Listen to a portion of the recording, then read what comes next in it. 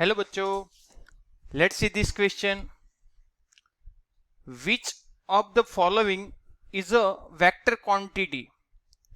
Repeat it. Which of the following is a vector quantity? So what is our key concept? Key concept is about vector quantity.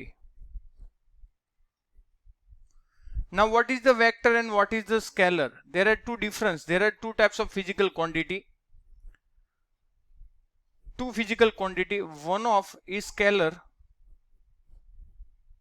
and another is vector. Now what is the difference of physical quantity which required both value as well as direction? यहाँ पर two things हमें चाहिए vector में. एक चाहिए value या फिर उसको हम बोल सकते हैं मैग्नीट्यूड.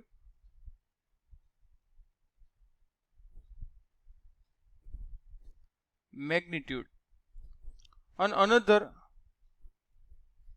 डायरेक्शन. ये दो चाहिए. और स्केलर के लिए ओनली चाहिए वैल्यू, ओनली वैल्यू, और हम उसको मैग्नीट्यूड भी बोल सकते हैं. अब हमारे क्वेश्चन में हमारे क्वेश्चन में 4 फिजिकल क्वांटिटी दी गई है.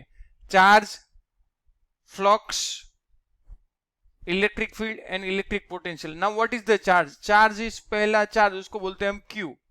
अब चार्ज तो टू टाइप्स के होते हैं, पॉजिटिव और नेगेटिव. आइदर प्रोटॉन के लिए हम पॉजिटिव डिस्क्राइब कर रहे हैं और इलेक्ट्रॉन के लिए नेगेटिव. तो इसके लिए हमें डायरेक्शन चाहिए नहीं, तो यानी कि ये तो बन नहीं आ रहा है.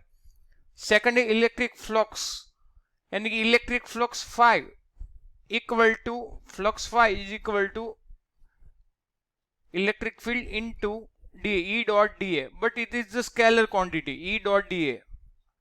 तो फ्लक्स के लिए हमें डायरेक्शन चाहिए नहीं कभी, तो ए भी बन नहीं रहा है हमारा आंसर. अब बात करें इलेक्ट्रिक फील्ड की. इलेक्ट्रिक फील्ड, अब इलेक्ट्रिक फील्ड क्यों हो रहा है? तो इलेक्ट्रिक फील्ड पॉजिटिव चार्ज हो तो पॉजिटिव चार्ज से आउटर साइड होता है फिक्स, यानी कि इलेक्ट्रिक फील्ड कौन सी डायरेक्शन में वो हमें चाहिए और वैल्यू भी चाहिए. और यदि नेगेटिव चार्ज हो तो इनसाइड इलेक्ट्रिक फील्ड, यानी कि हमें डिस्क्राइब करने के लिए डायरेक्शन चाहिए. So we want both as well as value and plus direction. ये दो चाहिए, तो एक ऑप्शन बन रहा है. अब एक और ऑप्शन रिमेनिंग, इलेक्ट्रिक पोटेंशियल. अब पोटेंशियल क्या है? पोटेंशियल